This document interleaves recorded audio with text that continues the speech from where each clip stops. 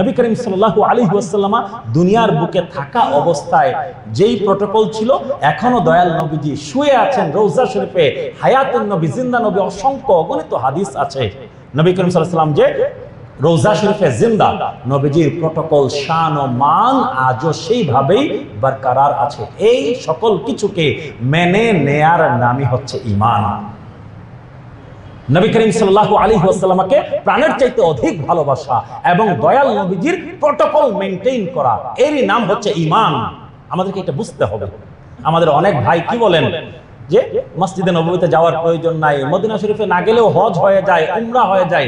ভাই, আপনার হজ এবং উমরা হয়ে যাচ্ছে মেনে নিচ্ছি, কিন্তু আপনার ঈমান এখনো পরিপূর্ণ হয় নাই। হজ পূর্ণ হয়ে যায়, উমরা পূর্ণ হয়ে যায়, ঈমান পূর্ণ হয় না until and unless you go to Medina and do the ziyarat of the Holy Prophet sallallahu alaihi wasallam। যত সময় পর্যন্ত নবী করিম সাল্লাল্লাহু আলাইহি ওয়াসাল্লামের পবিত্র রওজা শরীফ জিয়ারত না করবেন, আপনার সামর্থ্য আছে, সময় আছে, তারপর আপনি যখন দয়াল নবীজির প্রটোকল আপনি মেইনটেইন করবেন না, তখন আপনার হজ উমরা হয়ে যেতে পারে, কিন্তু আপনার ঈমানটা অপরিপূর্ণ থাকবে।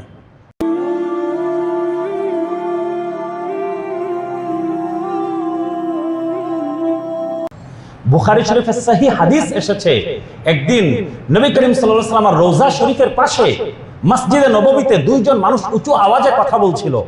তখন ওমর ফারুক রাদিয়াল্লাহু তাআলা আনহুর খেলাফতকাল। ওমর ফারুক রাদিয়াল্লাহু তাআলা আনহু ওই দুই ব্যক্তিকে ডেকে কাছে আনলেন, এনে জিজ্ঞেস করলেন, তোমরা নবীজির মসজিদে উঁচু আওয়াজে কথা বলছো, তোমরা একই কাজ করছো। নবী করিম সাল্লাল্লাহু আলাইহি ওয়াসাল্লামের রওজা শরীফ পাশেই মসজিদে নববী এবং রওজা শরীফ একদম, রওজা শরীফ মসজিদে নববীর ভেতরে, এখন তখনও ছিল, একদম পাশেই ছিল। নবী করিম সাল্লাল্লাহু আলাইহি ওয়াসাল্লাম হায়াতুন নবী, জিন্দা নবী।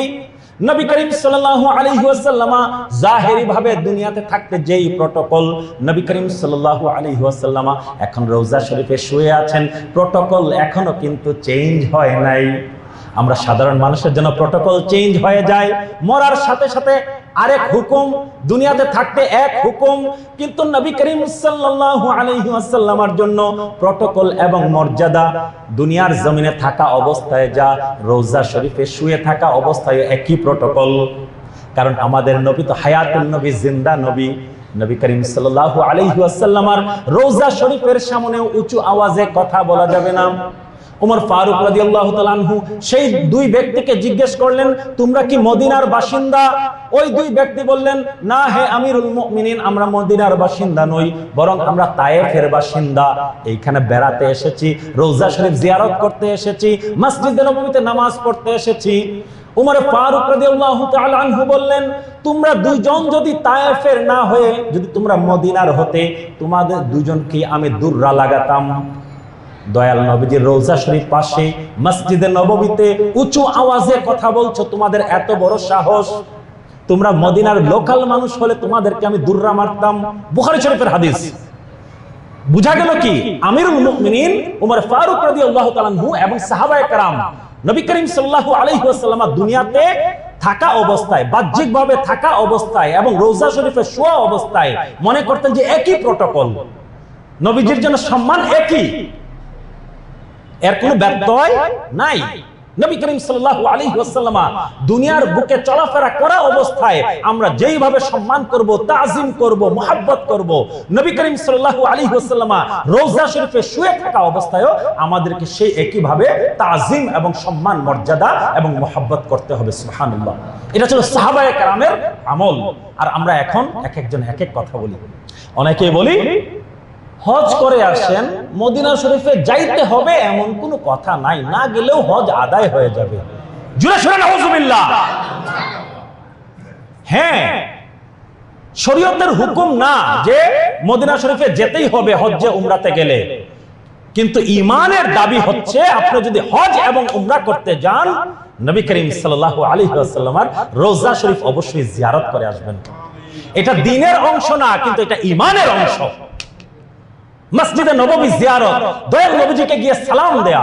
আব্দুল্লাহ ইবনে ওমর রাদিয়াল্লাহু তাআলা আনহুমা, ওমর ফারুক রাদিয়াল্লাহু তাআলা আনহুর সন্তান, যখন কোথাও বেড়াতে যেতেন, বেড়াতে যাওয়ার আগে মসজিদে নববীতে প্রবেশ করতেন, 2 রাকাত নামাজ আদায় করতেন। সুবহানাল্লাহ। তারপরে গিয়ে নবী করিম সাল্লাল্লাহু আলাইহি ওয়াসাল্লাম রওজা শরীফের সামনে দাঁড়িয়ে বলতেন আসসালামু আলাইকা ইয়া রাসূলুল্লাহ। নবীজির রওজা শরীফের সামনে দাঁড়িয়ে নবীজিকে সালাম দিতেন, ইয়া রাসূলুল্লাহ আপনার উপরে সালাম। তারপরে আবু বকর সিদ্দিক রাদিয়াল্লাহু তাআলা আনহু রওজা শরীফের উপরে গিয়ে সালাম দিতেন, ইয়া আবা বকর আলাইকাস সালাম, হে আবু বকর সিদ্দিক রাদিয়াল্লাহু তাআলা আপনার উপরে সালাম। উমর ফারুক রাদিয়াল্লাহু তাআলা আনহু রওজা শরীফের সামনে দাঁড়িয়ে পাশাপাশি শুয়ে আছেন। নবী করিম সাল্লাল্লাহু আলাইহি ওয়াসাল্লাম উনার দুনিয়ার দুই সাথীকে নিয়ে উনি সেখানেও শুয়ে আছেন। সুবহানাল্লাহ। ওমর ফারুক রাদিয়াল্লাহু তাআলা আনহু, আবু বকর সিদ্দিক রাদিয়াল্লাহু তাআলা আনহু, উনাদের রওজা শরীফ দয়াল নবীজির একদম অ্যাটাচড। উনাদের দুইজনের, আবু বকর সিদ্দিক রাদিয়াল্লাহু তাআলা আনহু এবং ওমর ফারুক রাদিয়াল্লাহু তাআলা আনহু, উনাদের রওজা শরীফের উপরে লেখা সূরাতুল হুজরাতের ৩ নম্বর আয়াত।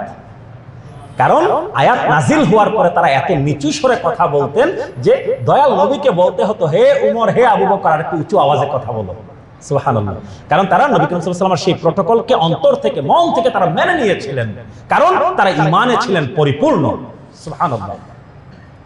যা বলছিলাম, নবী করিম সাল্লাল্লাহু আলাইহি ওয়াসাল্লামের রওজা শরীফের এখন যে প্রটোকল হবে সেই প্রটোকল আগেও ছিল, আগেও যে প্রটোকল ছিল সেই প্রটোকল এখনো থাকবে। খলিফা মনসুর আব্বাসী ও খলিফা আব্বাসী আমলের কথা বলছি। ইমাম মালিক রাদিয়াল্লাহু তাআলা আনহু আছেন, মদিনা শরীফের ইমাম তিনি, তখন উনাকে ইমাম দারুল হিজরা বলা হয়।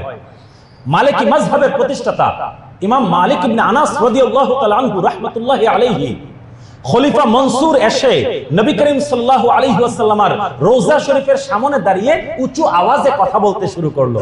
ইমাম মালিক রাদিয়াল্লাহু আনহু মসজিদে নববীতে হাদিসের দর্শ দিচ্ছেন, উনি উঠে আসলেন, এসে বললেন, হে খলিফা মনসুর, আপনি কি মনে করেন যে নবী করিম সাল্লাল্লাহু আলাইহি ওয়াসাল্লাম ডেকে নিয়ে গেলেন অন্য জায়গায়, বলেন যে আপনি কি মনে করেন যে নবী করিম সাল্লাল্লাহু আলাইহি ওয়াসাল্লাম মারা গিয়েছেন, মাটির সাথে মিশে গিয়েছেন? নাউজুবিল্লাহ। এইরকম আকীদা কোন মুসলমানের হতে পারে না। আপনি নবী করিম সাল্লাল্লাহু আলাইহি ওয়াসাল্লামের রওজা শরীফের সামনে দাঁড়িয়ে দাঁড়িয়ে আপনি আপনার সভাসদকে উঁচু আওয়াজে আপনি আদেশ দিচ্ছেন, নিষেধ দিচ্ছেন। নবী করিম সাল্লাল্লাহু আলাইহি ওয়াসাল্লামের দরবারের প্রটোকল হচ্ছে নবী করিম সাল্লাল্লাহু আলাইহি ওয়াসাল্লাম রওজা শরীফে শুয়ে থাকা অবস্থায়ও ওনার সামনে উঁচু আওয়াজে কথা বলা যাবে না। সৌদি আরবের সাথে আমাদের অনেক বিষয়ে মতভেদ আছে কিনা, কিন্তু সৌদি আরবের সেই শাসকেরা পর্যন্ত এখনো পর্যন্ত সেই প্রটোকল মেইনটেইন করছেন। সুবহানাল্লাহ। তারা এখনো দুইজনকে দাঁড় করিয়ে রেখে দেন, কেউ যেন উঁচু আওয়াজে কথা না বলে। হ্যাঁ, তারা আরেকটা কাজ করেন, জিয়ারতের জন্য যারা যান তাদেরকে দাঁড়াতে দেন না, দোয়া করতে দেন না। হ্যাঁ, এটারও একটা কারণ আছে, এটা আমি প্র্যাকটিক্যালি দেখে এসেছি। কারণ বাবু সালাম দিয়ে নবী করিম সাল্লাল্লাহু আলাইহি ওয়াসাল্লামের রওজা শরীফের মেইন গেট দিয়ে হাজার হাজার মানুষ প্রবেশ করে, একদিকে ঢুকে তারপরে বাবুল বাকিয়া, জান্নাতুল বাকির দিকে যে দরজাখানা আছে, যে গেটখানা আছে, ওইদিকে সবাই বের হয়ে যায়। এখন আমরা সেইখানে দাঁড়িয়ে যদি বেশি সময় সবাই সালাম দিতে শুরু করি, দোয়া করতে শুরু করি, তাহলে মানুষ লক্ষ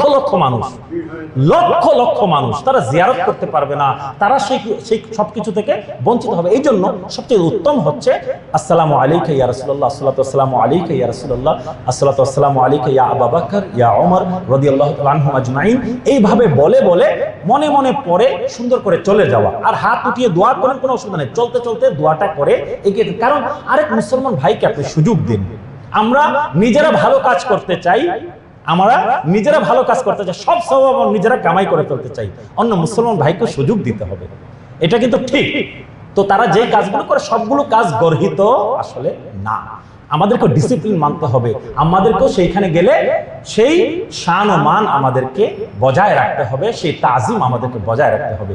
নবী করিম সাল্লাল্লাহু আলাইহি ওয়াসাল্লাম রওজা শরীফের সামনে দাঁড়িয়ে চিৎকার করে করে যদি আমরা দরুদ এবং সালাম পড়ি, এইটাও কোনো অবস্থাতেই ঠিক হবে না। নবী করিম সাল্লাল্লাহু আলাইহি ওয়াসাল্লামের রওজা শরীফের সেই প্রটোকল আমাদেরকে মেইনটেইন করতে হবে।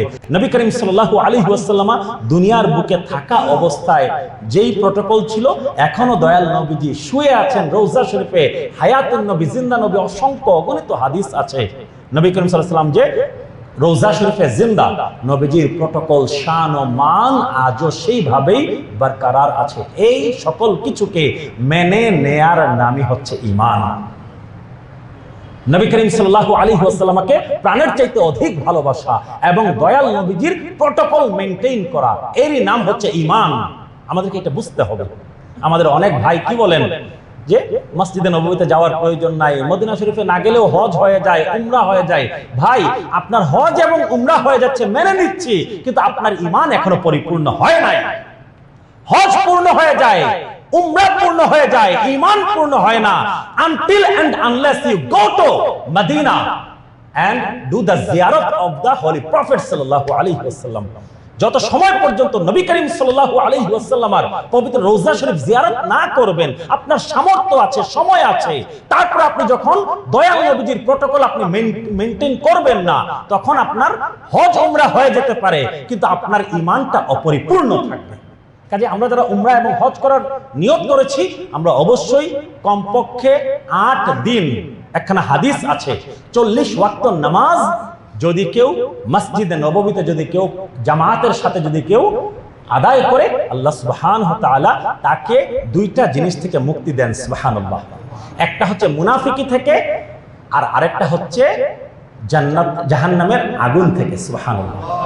40 ওয়াক্ত নামাজ আমরা যেন, হাদিসখানা একটু দুর্বল, কিন্তু নফল মুস্তাহাব ভালো কাজে দঈফ হাদিস অনুযায়ী আমল করা জায়েজ আছে। ঠিক আছে, আমরা নবী করিম সাল্লাল্লাহু আলাইহি ওয়াসাল্লামকে মহব্বত করব, তাজিম করব, ভালোবাসবো। দয়াল নবীজির রওজা শরীফের যে প্রটোকল আছে সেই প্রটোকল আমরা মেনে চলবো। আল্লাহ সুবহানাহু ওয়া তাআলা আমাদের সকলকে তৌফিক দান করুন। আমিন। ওয়া আখিরু দাওয়ানা আলহামদুলিল্লাহি রাব্বিল আলামিন।